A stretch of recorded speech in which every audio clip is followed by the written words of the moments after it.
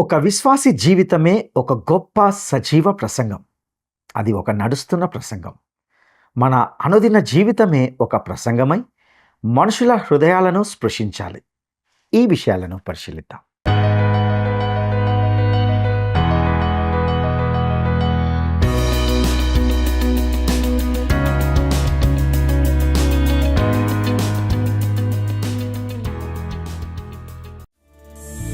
నిన్ను పోలిన వారెవరు? మేలు చేయు దేవుడవు, నిన్నేనే నమ్మితిన్ నా దేవా. నిన్ను పోలిన వారెవరు? మేలు చేయు దేవుడవు, నిన్నేనే నమ్మితిన్ నా దేవా. నిన్నే నా జీవితమునకు ఆధారము చేసి కొంటిని. నీవు లేని జీవితమంతా వ్యర్థముగా పోవునయ్యా. నిన్నే నా జీవితమునకు ఆధారము చేసి కొంటిని. నీవు లేని జీవితమంతా వ్యర్థముగా పోవునయ్యా. ఎల్ షెడాయ్ ఆరాధన, ఎలోహీం ఆరాధన, అడోనాయ్ ఆరాధన, యేషువా ఆరాధన. ఎల్ షెడాయ్ ఆరాధన, ఎలోహీం ఆరాధన, అడోనాయ్ ఆరాధన, యేషువా ఆరాధన.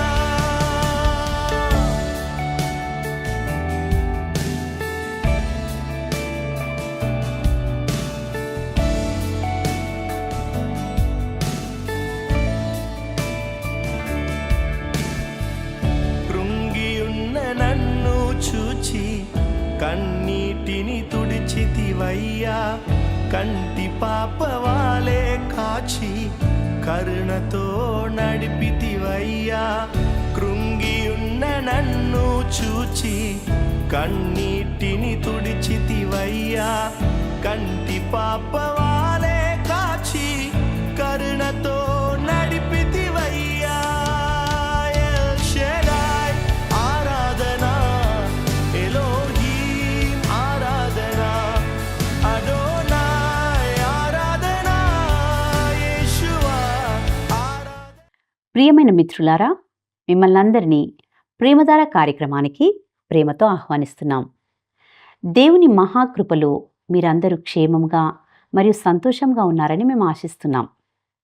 ఈ కార్యక్రమంలో మీ ఆధ్యాత్మిక జీవితాలకు మేలుకరంగా ఉంటున్నాయని, అందరి సత్యాలు మీ జీవితంలో అన్వయించుకుంటున్నారని విశ్వసిస్తున్నాం. ఈనాటి పాఠంలో మనం బోధించే బోధ ఎలా ఉండాలి, ఏ విధంగా బోధించాలి అనే విషయాలను గురించి తెలుసుకుంటాం.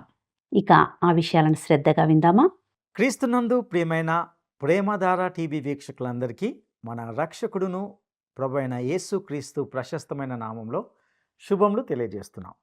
ఇక ఈరోజు మన పాఠంగా తెసలోనికైలకు రాసిన మొదటి పత్రిక 2వ అధ్యాయము 1 నుండి 7వ వచనం వరకు ధ్యానించుకోబోతున్నాం. ఇందులోని ముఖ్యాంశము ఏమిటంటే క్రీస్తు యొక్క రాకడ క్రియాత్మకమైన నిరీక్షణగా ఉంటున్నది. యేసుక్రీస్తు తన సంఘం కోసం రాబోతున్నాడు. దీనినే సంఘము ఎత్తబడుటగా పిలుస్తుంటాం. ఇది తర్జనా భజనలు చేయడానికి ఒక సిద్ధాంతం కాదు. ఇది మనము అనుభవించే, జీవించే ఒక గొప్ప సత్య సిద్ధాంతంగా ఉంటున్నది మరియు ఆచరించే నియమంగా కూడా ఉంటుంది. ఒక బాధాకరమైన విషయం ఏమిటంటే ఈనాడు చాలామంది క్రీస్తు మహాశ్రమల తర్వాత వస్తాడు అని వాదిస్తుంటారు. కొంతమంది క్రీస్తు శ్రమలకు ముందే వస్తాడని, అంటే మరికొంతమంది క్రీస్తు శ్రమల మధ్యకాలంలో వస్తాడని విశ్వసిస్తూ ఈ విషయాన్నే గొప్ప సిద్ధాంతంగా పరిగణిస్తుంటారు. మరొక వైపు క్రీస్తు మళ్ళీ వస్తాడని కొందరు అసలే నమ్మరు. కానీ వీరందరూ యేసుక్రీస్తును తమ రక్షకునిగా నమ్ముతున్నామనే అంటుంటారు. అయితే క్రీస్తు రాకడకు సంబంధించి వీరందరినీ ఒక ప్రశ్న అడగవలసిన అవసరం ఉంటున్నది. అదేమిటంటే యేసు రాకడని గురించిన నీ భావన, నీ జీవితం మీద ఎలాంటి ప్రభావం చూపుతున్నది? అది నీ విషయంలో ఏమైనా జరిగిస్తుందా? ఒకవేళ నీ యొక్క అభిప్రాయం గనుక నీ జీవితం మీద ఎటువంటి ప్రభావం చూపించకపోతే, నువ్వు తప్పకుండా నువ్వు నమ్మే సిద్ధాంతము లేక అభిప్రాయం విషయంలో పునర్విమర్శ అనగా పునరాలోచన చేసుకోవాలని కోరుతుంటున్నాను. ప్రభు యొక్క రాకడ కొరకు ఎదురు చూడడం అనేది ఒక విశ్వాసి యొక్క జీవితంలో ఉత్తేజాన్ని, ప్రేరణను కలిగించేదిగా ఉండాలి. కాబట్టి ఇప్పుడే మరొకసారి యేసు రాకడ సత్యాన్ని హృదయంలో స్థిరపరచుకోవాలని కోరుతున్నాం. విశ్వాసి జీవితానికి యేసు రెండవ రాకడకు గొప్ప అవినాభావ సంబంధం ఉంటున్నది. ఈ అధ్యాయం అంతా కూడా యేసు రాకడ దృశ్యానికి సంబంధించి చెప్పబడిన మాటలుగానే మనకు వినిపిస్తాయి అని పౌలు అంటున్నట్లుగా చూస్తాం. ఇక మొదటి తెస్సలోనిక పత్రిక 2వ అధ్యాయము 1వ వచనాన్ని గమనిద్దాం. సహోదరులారా, మీ యొద్ద మా ప్రవేశము వ్యర్థము కాలేదు. ఇక్కడ వ్యర్థము అనగా ఖాళీ లేక ఫలితాలు లేనిది అని అర్థం. పౌలు అంటున్నాడు, మేము మీ మధ్యకు రావడం సత్ఫలితాలను ఇచ్చింది. మేము వచ్చి మీకు ఏదో క్రొత్త సిద్ధాంతాలను బోధించడం లేదు. ఏదో విచిత్రమైన సంగతి మీకు చెప్పి మిమ్మల్ని ఆకర్షించడానికి మేము రాలేదు. కొన్ని రోజులు మీ మధ్యన ఉండి ఏవో కాలక్షేపానికి కొన్ని కబుర్లు చెప్పడానికి కాదు మేము మీ వద్దకు వచ్చింది. మేము రావడంలో ఎంతో కొంత ఆధ్యాత్మిక ప్రయోజనం సిద్ధించిందని పౌలు అంటున్నట్లుగా చూడగలం. వాస్తవానికి పౌలు యొక్క పని వ్యర్థం కాలేదు. అది ఖాళీదిగా ఒట్టిదిగా ఉండలేదు. అనేకులు క్రీస్తుని గురించిన రక్షణార్థమైన జ్ఞానం పొందారు. అక్కడ ఒక సంఘం ఉనికిలోకి వచ్చింది. పౌలు తెసలోనికేలో ప్రవేశించడం వల్ల అనేక మంది జీవితాల్లోకి సువార్త చొరవ తీసుకుని పోయింది. అక్కడ ప్రజల ఇండ్లలోకి, పట్టణ వీధుల్లోకి అనగా అక్కడి స్త్రీలు మరియు పురుషుల హృదయాల్లోకి ఈ సువార్త ప్రవేశించింది. ఇక తెసలోనికేలకు రాసిన మొదటి పత్రిక 2వ అధ్యాయము 2వ వచనాన్ని గమనిద్దాం. మీరెరిగినట్టే మేము ఫిలిప్పిలో ముందు శ్రమపడి అవమానం పొంది ఎంతో పోరాటంతో దేవుని సువార్తను మీకు బోధించుటకై మన దేవుని యందు ధైర్యము తెచ్చుకొంటిమని మీకు తెలియను. ప్రియులారా, దేవుని సువార్తను వ్యతిరేకించే శక్తులతో పౌలు ఎంతగానో పోరాడవలసి వచ్చింది. ఇక్కడ పోరాటం అనే మాటకు గ్రీకు భాషలో ఆగోని అనే మాట వాడబడింది. దీని భావం ఏమిటంటే సంఘర్షణ లేక వేదన. ఇక్కడ గొప్ప సంఘర్షణ తలెత్తింది. పౌలు వారిని సందర్శించినప్పుడు వారి అంతరంగమందు గొప్ప వేదన ఏర్పడింది. ఇక్కడ పౌలు ఫిలిప్పిలో ఎదుర్కొన్న తన అనుభవాలను జ్ఞాపకం చేసుకుంటున్నాడు. ఫిలిప్పిలో పౌలును అవమానపరిచారు, ఎంతో శ్రమ పొందాడు, సంఘర్షణలు ప్రతిఘటనలు ఎదురయ్యాయి. అయినప్పటికీ దేవుని యందు ధైర్యం తెచ్చుకొని సేవ చేశాడు. ఈ సంగతి మీకు తెలుసు అని పౌలు అంటున్నాడు. అపోస్తల కార్యములు 16వ అధ్యాయంలో ఈ వివరాలు స్పష్టంగా చెప్పబడ్డాయి. గత అనుభవాలను బట్టి పౌలు నిరుత్సాహపడలేదు. సువార్తను ఇంకా బలంగా ప్రకటించడానికి ప్రేరణ పొందాడు తప్ప దాని ప్రాముఖ్యతను ఎంతమాత్రము తగ్గించలేదు. అతడు ప్రతిఘటనకు భయపడి రాజీ మార్గాన్ని అనుసరించిన వాడు కాదు. పౌలు ఏమీ రహస్య విశ్వాసి కాడు. అతడు దేవుని రాయబారి. బహిరంగ సువార్త సేవకు దాపరికము ఏమీ లేదంటున్నాడు. పౌలు తాను ఫిలిప్పిలో ఏ విధంగా జరిగించాడో అలాగే తెసలోనికలో కూడా సువార్తను స్ఫూర్తితో ఆత్మశక్తితో బోధించాడు. పౌలు తెసలోనికలో అడుగుపెట్టినప్పుడు దేవుని వాక్యంలో ఉన్నది ఉన్నట్లు వారికి నమ్మకంగా ప్రకటించాడు. పౌలు తన సువార్తిక యాత్రలో వివిధ సందర్భాల్లో ఎన్నో ప్రసంగాలు చేశాడు. తాను రక్షణ అనుభవం పొందిన తర్వాత దమస్కులో గొప్ప ప్రసంగాన్ని ప్రసంగించాడు. ఏథెన్స్లో మరొక ప్రసంగం చేశాడు. ఎఫెసులో తురన్ను అనే ఒకని పాఠశాలలో ఎన్నెన్నో ప్రసంగాలు చేశాడు. మరియు కొరింథీ ప్రాంతంలో కూడా తనను తాను తన మాటలను సమర్థించుకునే అనేక క్లుప్త ప్రసంగాలను పౌలు చేశాడు. కొంతమంది యెరూషలేంలో నిర్బంధంలో పౌలు చేసిన బహిరంగ ప్రసంగం ఎంతో గొప్ప ప్రసంగంగా భావిస్తుంటారు. అలాగే ఫెలిక్సు, ఫేస్తు, అగ్రిప్ప మొదలైన రాజకీయ వ్యక్తులతో పౌలు మాట్లాడిందంతా విశ్లేషిస్తే ఎన్నో గొప్ప ప్రసంగాలు అవుతాయి. ముఖ్యంగా అగ్రిప్పను సంబోధిస్తూ పౌలు చేసిన ఉపన్యాస ప్రసంగం నిజంగా ఎంతో అద్భుతమైన ప్రసంగం అని చెప్పవచ్చు. అదేవిధంగా నదీ తీరాన ఎఫెసీ పెద్దలను ఉద్దేశించి పౌలు ఒక వీడ్కోలు ప్రసంగం చేశాడు. ప్రియులారా, ఇక్కడ ముఖ్యంగా గమనించవలసిన విశేషం ఏమిటంటే ప్రతి ప్రసంగంలో పౌలు క్రీస్తునే ప్రకటించాడు, ప్రత్యక్షపరిచాడు. క్రీస్తు యొక్క మరణ పునరుత్థాలు పౌలు ప్రసంగాల్లో ముఖ్య సత్యాలుగా, కేంద్ర అంశాలుగా ఉండినాయి. అయితే ఈ ప్రసంగాల విషయం కాసేపు అలా ప్రక్కన ఉంచుదాం.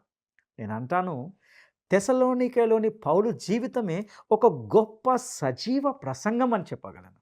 ఎందుకంటే అది వ్రాసిన ప్రసంగం కాదు, మాట్లాడిన ఉపదేశం కాదు. పౌలే ఒక నడుస్తున్న ప్రసంగం. పౌలు యొక్క అనుభూతి రూపకమైన సజీవ ప్రసంగం. పౌలు అనుదిన జీవితమే ఒక ప్రసంగమై మనుషుల హృదయాలను స్పృశించింది.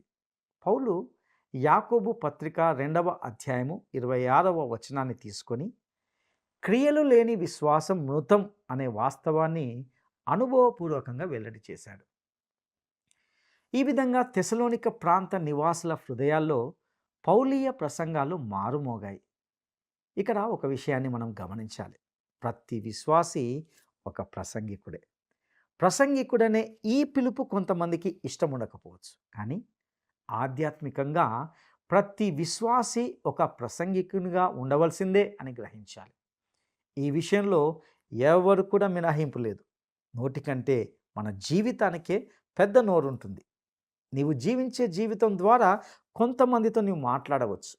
బహుశా నీ జీవితం ద్వారా కూడా నీ ఇంటిలోని బిడ్డలతో నువ్వు మాట్లాడగలవు. ప్రియులారా, మనం జాగ్రత్తగా గమనించవలసిన విషయం ఏమిటంటే నీవు కానీ నేను కానీ ఒక గొప్ప ప్రసంగాన్ని మనము జీవించే జీవితం ద్వారానే ప్రసంగించగలం. ఇక 1 తెసలోనిక పత్రిక 2వ అధ్యాయము 3వ వచనాన్ని గమనిద్దాం. ఏలయనగా మా బోధ కపటమైనది కాదు, అపవిత్రమైనది కాదు, మోసయుక్తమైనది కాదు. ఇక్కడ పౌలు అంటున్నాడు, మా బోధ నిష్కపటమైనది, పవిత్రమైనది. ఇందులో మోసము, వంచన ఏ కోశాన లేవు. కపటం అనే మాటకు అర్థము లోపము. పౌలు బోధలో ఎట్టి లోపము కానీ స్కాలిత్యం కానీ లేదు. పౌలు బోధ కల్తీ లేని బోధ. పౌలు కొంతమందిని తృప్తిపరచడానికి తన సువార్తను వారికి అనుగుణంగా మార్చుకోలేదు.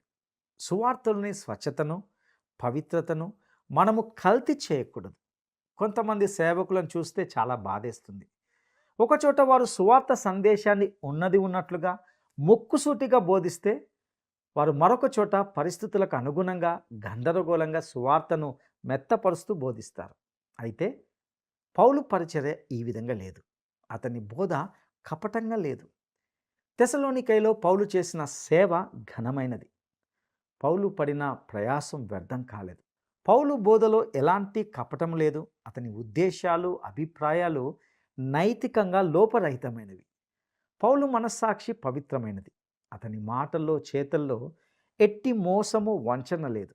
ఈ వచనంలో అపవిత్రత అనే మాటకు కామము లేక శారీరక సుఖాభిలాష అని అర్థం.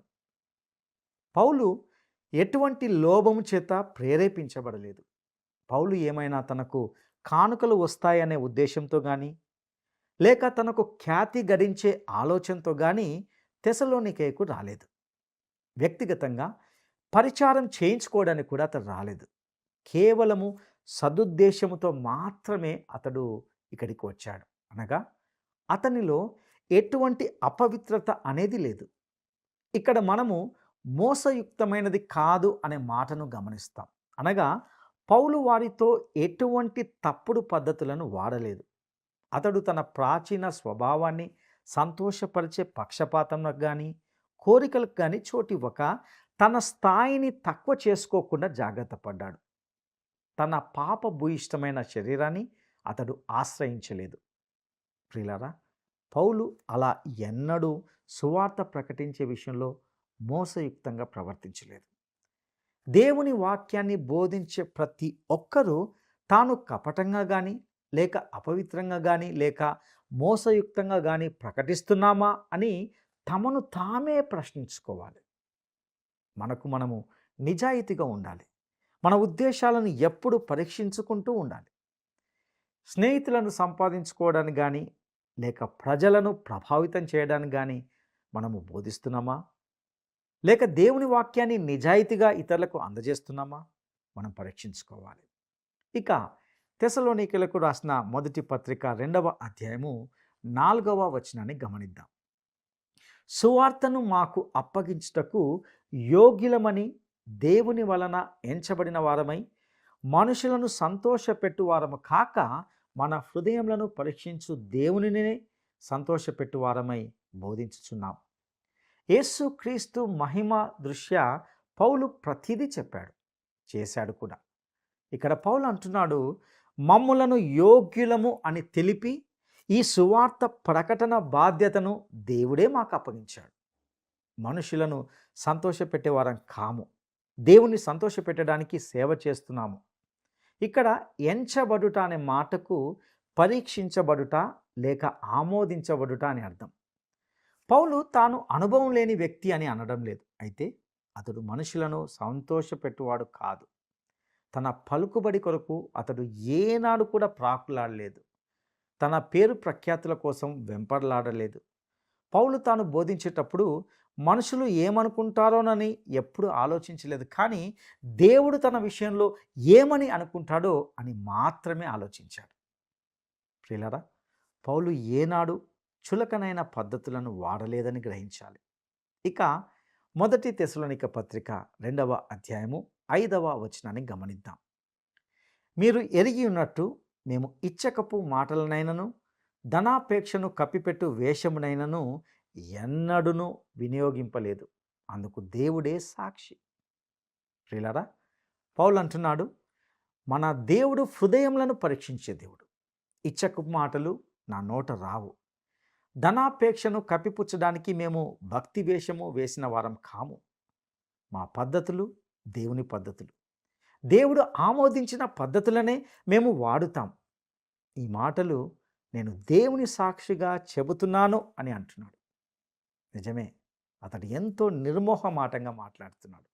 నేను ఎవరిని మెప్పించడానికి, ముఖస్థుతి చేయడానికి కానీ రాలేదని సూటిగా చెప్తున్నాడు. ముఖస్థుతి మనలను నిరాయుధులుగా చేస్తుంది. పౌలు ఎప్పుడు కూడా తన పరిచర్యలో ముఖస్థుతి అనే పద్ధతిని వాడలేదు.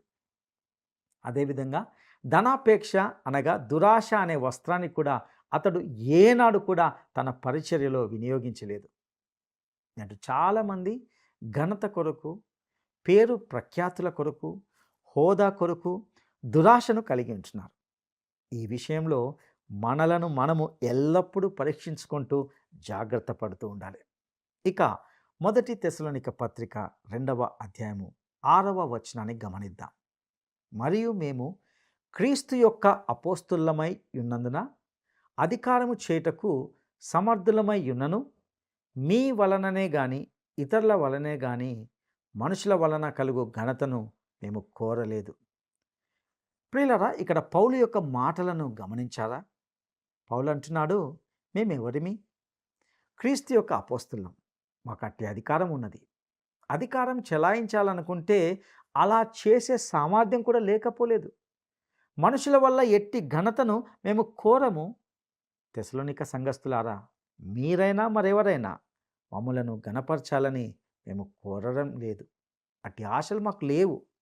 ఈ విధంగా పౌలు తన సేవా సాక్ష్యాన్ని తెస్సలోనిక సంఘస్థులతో పంచుకుంటున్నాడు. పౌలు యొక్క ప్రబోధాలు ఎంతో గంభీరమైనవి. వారికి కాలక్షేపం కోసము పౌలు ప్రసంగించడం లేదు. పౌలు ఎటువంటి పేరు ప్రఖ్యాతుల కొరకు ప్రాకులాడలేదు. అతడు ఈ లోక సంబంధమైన గౌరవ డిగ్రీలను సంపాదించుకోవడానికి పరిగెత్తనూ లేదు. పౌలు ఒట్టి మాటలు చెప్పలేదు. శక్తిభరితమైన సువార్తను మాత్రమే అతడు ప్రకటిస్తూ వచ్చాడు. పౌలు వేదాంతాన్ని, తత్వాన్ని బోధించలేదు. స్వచ్ఛమైన, కల్తీ లేని సువార్త సత్యాన్ని ప్రకటించాడు. కాబట్టి అక్కడ ఒక సజీవ సంఘము ఉనికిలోకి వచ్చింది. పౌలు రహస్య విశ్వాసి కాడు. అలాంటిది ఆయన ప్రోత్సహించలేదు కూడా. ధైర్యంతో, సాహసంతో సువార్తను ప్రకటించాడు. అతడు బహిరంగంగా వాక్యము ధైర్యంగా ప్రకటించాడు. ప్రతిఘటనలను ధైర్యంగా ఎదుర్కొన్నాడు. తన సేవా యాత్రలో ఎన్నో తుఫానులు ఎదురయ్యాయి. వీటన్నిటిని తట్టుకొని నిలిచాడు. పౌలు పిరికివాడు కాదు. ప్రజాకర్షణ కోసము చౌకబారు పద్ధతులను వాడడు. తనను గురించి ప్రజలు ఏమనుకుంటున్నారో అని కాదు, దేవుడు మాత్రమే నన్ను గురించి ఏమనుకుంటున్నాడు అనేది పౌలుకు ముఖ్యం. పౌలు ప్రజలకు ముఖప్రీతి మాటలు చెప్పలేదు. అతి పొగడలతో మన స్నేహితులే మనలను చెడగొడతారనేది నిజం. పౌలుకు పొగడ్తలు అందుకోవడం కానీ వాటిని ఇతరులకు ఇవ్వడం కానీ చేతగాదు. గంటల కొలది పొగిడితేనే కానీ కొందరు చేయి చాచి ఏమైనా ఇవ్వరు. సరైన దాతృత్వం అది కాదు. నలుగురిలో పేరు తెచ్చుకునే కోరిక ఆరోగ్యవంతమైన క్రైస్తవ్యం కాదు. ధనాపేక్షను కప్పిపుచ్చుకోవడానికి పగటి వేషాలు వేయడం పౌలుకు అస్సలు గిట్టదు. దేవుని డబ్బుతో స్వంత పేరు ప్రఖ్యాతులు కొనేవారికి శ్రమ. ధనాపేక్ష లేదు అని సొంత ఘనతను కోరేవారు వేషధారులే అని పౌలు అంటున్నాడు. ఇలాంటి వైఖరి విగ్రహారాధనతో సమానం. పౌలుకు అలాంటి చౌకబారు సన్మానాలు చేయించుకోలేదు. తన సేవా జీవితంలో యేసుక్రీస్తు మహిమనే వెదికాడు. ఈ అధ్యాయంలో పౌలు విశ్వాసులందరికీ గొప్ప మాదిరిగా ఉంటున్నాడు. ఈ సందర్భంలో పౌలు చెప్పిన మాట మనం గమనిస్తూ ఉండాలి. దేవుని సువార్తను మీకు బోధించడానికి మన దేవుని యందు ధైర్యం చేసుకున్నామని మీకు తెలుసు గనక ఇది శుభవార్త, ఇది దేవుని వద్ద నుండి వచ్చిన వార్త అని అంటున్నాడు. ఈ శుభవార్తను మీకు చెప్పడానికి దేవుడు మమ్మలను ధైర్యపరిచాడు. ఈ సువార్తను ప్రకటించడానికి మాకు ధైర్యం వహించిన వాడు మన దేవుడే.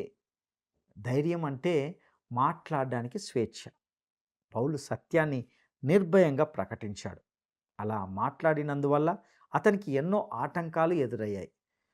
పౌలు ఆత్మయందు తీవ్రత, స్వేచ్ఛ గలవాడై బోధించడం బాగా అలవాటు చేసుకున్నాడు. దీనికి గాను ఎంతో పోరాటాన్ని ఎదుర్కోవలసి వచ్చింది. పోరాటం అనే మాట ఈ సందర్భంలో క్రీడాకారులకు చెందింది. ఇది సైన్యానికి కూడా చెందిన పదం. ఇది పోరాటం, ద్వంద్వ యుద్ధం. ఫిలిప్పీ పత్రిక 1వ అధ్యాయం 30వ వచనం. క్రీస్తునందు విశ్వాసం ఉంచడం మాత్రమే కాక ఆయన పక్షమున శ్రమపడడం ఆయన పక్షమున మీకు అనుగ్రహించబడింది. ఇక్కడ శ్రమపడడం అనే మాట పోరాటం అని అర్థమిస్తుంది. కొలస్సీ పత్రిక 2వ అధ్యాయము 1వ వచనం ఇదే భావాన్ని వ్యక్తీకరిస్తుంది అని పౌలు అంటున్నాడు. శరీర రీతిగా నా ముఖము చూడని వారి కోసం నేను ఎంతగా పోరాడుతున్నానో మీరు తెలుసుకోవాలని కోరుతున్నాను. విశ్వాసుల కోసం వారి పక్షాన పౌలు చేస్తున్న ఆధ్యాత్మిక పోరాటం ఇది. 3వ వచనంలో పౌలు అన్నాడు, మా బోధ కపటమైనది కాదు. ఇక్కడ బోధ అంటే ఆదరణ గల ఉపదేశం అని అసలు అర్థం. ఆదరణ కొలిపే హెచ్చరిక, ఆదరణకర్త అని పరిశుద్ధాత్మకు పేరు ఉంటున్నది. పరిశుద్ధాత్మ ఆదరణకర్తే కాదు, జ్ఞాపకకర్త కూడా. పరిశుద్ధాత్మ తీర్పును గురించి, పాపమును గురించి, నీతిని గురించి పాపిని ఒప్పిస్తాడు. యేసు ఆరోహణమైనప్పుడు పరిశుద్ధాత్మ వారి మీదికి దిగి వచ్చాడు. 1 యోహాను 2వ అధ్యాయము 1వ వచనం. యేసు ప్రభు పరలోకంలో తండ్రి కుడి పార్శ్వమున ఉన్న ఉత్తరవాది అనగా ఆదరణకర్త, సహాయకుడు, న్యాయవాది అనే అర్థాలు ఉంటున్నాయి. పౌలు ప్రసంగాల్లో లోపము, దోషం లేనేలేదు. మోసము, కపటం, వంచన లేదు. పౌలు బోధ తప్పుడు సిద్ధాంతాలపై ఆధారపడింది కాదు. పౌలు బోధను దేవుడు ఆమోదించాడు. పౌలు మనుషులను కాదు, దేవుణ్ణే సంతోషపెట్టడానికి సేవ చేస్తున్నాడు. పౌలు నిజాయితీకి దేవుడే సాక్షి. తాను అపోస్తులుడై ఉండి వారి మీద పెత్తనం చెలాయించాలనే అధికారం చెలాయించాలని పౌలు ఎన్నడూ అనుకోలేదు. మేము క్రీస్తు అపోస్తులము అని తన తోటి అపోస్తులను కలుపుకొని చెబుతున్నాడు. ఇక 1 తెస్సలోనిక పత్రిక 2వ అధ్యాయము 7వ వచనాన్ని గమనిద్దాం. అయితే స్తన్యమిచ్చు తల్లి తన సొంత బిడ్డలను గారవించున్నట్లుగా మేము మీ మధ్యను సాధువులమై ఉంటిమి. ప్రియులారా, ఇక్కడ పౌలు మాటలను గమనించారా?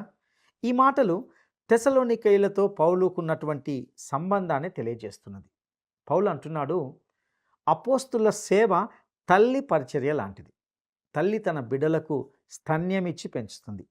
నేను మిమ్మను అలాగే పెంచాను. ఒక తల్లి పక్షి తన పిల్లలను ఎలా పెంచుకుంటుంది? పౌలు హృదయంలో మాతృ ప్రేమ నిండి ఉంటున్నది.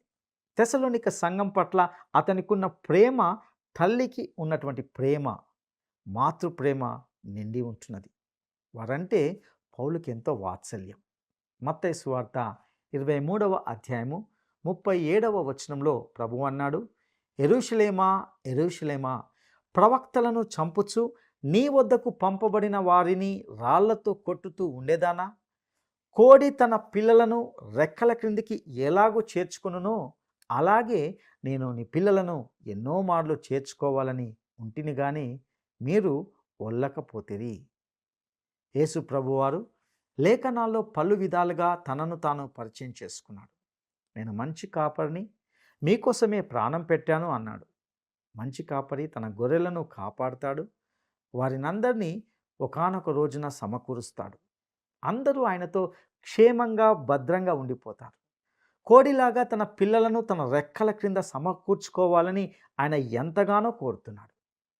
పల్లెటూళ్ళలో కోళ్లను పెంచే విధానం మనకు చిరపరిచితమైన దృశ్యం.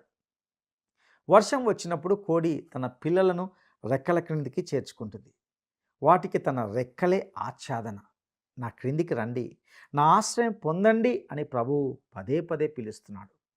పౌలు కూడా అలాంటి సేవా దృక్పథం కలిగినవాడు. తెసలోనిక సంఘస్థులను పౌలు ఒక తండ్రిలాగా ప్రేమిస్తున్నాడు. అలాంటి దైవ సేవకులు ఈ రోజున మన సంఘాలకు కావాలి. దేవుని వాక్యాన్ని త్రికరణ శుద్ధిగా నమ్మి బోధించే బోధకులు కావాలి. అక్కడలో ఉన్న వారితో సంప్రదించి వారిని తల్లి ప్రేమతో చూసేవారు కావాలి. అలాంటి దైవ సేవకులను విశ్వాసులు నమ్ముతారు, ప్రేమిస్తారు, వెంబడిస్తారు, గౌరవిస్తారు. ప్రియ సహోదరుడా, సహోదరి, నీవు యేసుక్రీస్తుని నీ స్వకీయ రక్షకునిగా ఎరుగుదువా? ఆయన రెక్కల నీడను నువ్వు ఆశ్రయించావా? అయితే ఈ పాఠమంతా నీకోసమే. మన ప్రభు అయిన యేసుక్రీస్తు వారి కృప, తండ్రి అయిన దేవుని ప్రేమ, పరిశుద్ధాత్మ యొక్క అన్యోన్య సహవాసము మనందరికీ సదాకాలము తోడైనగాక. దైవాశీస్సులు.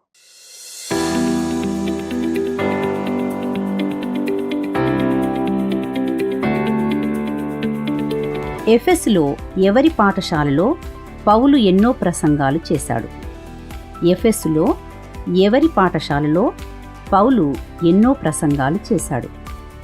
1 తీతుకు, 2 తురన్ను, 3 సెర్గియా పౌలు. ఈ ప్రశ్నకు సరైన జవాబును ఈ వాట్సాప్ నంబర్కు పంపండి. మా వాట్సాప్ నంబర్ 9399952570. నేటి ఈ కార్యక్రమం మీ జీవితాలకు ఆశీర్వాదకరంగా ఉందని, ఇందులో సందేశము మీ మనసుకు నచ్చినదని నమ్ముతున్నాం.